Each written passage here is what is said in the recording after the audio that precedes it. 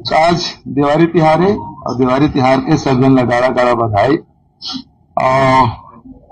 माँ लक्ष्मी की असीम कृपा सब पे बने रहे, ये शुभकामना। और जिस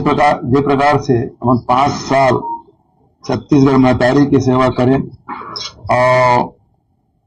इन्हें जन जन के आशीर्वाद भी मिली और हम गढ़बो नवा छत्तीसगढ़ के मिशन में हमें चले और सबों तरफ सुख समृद्धि ऐसे और इनमें छत्तीसगढ़ के सबों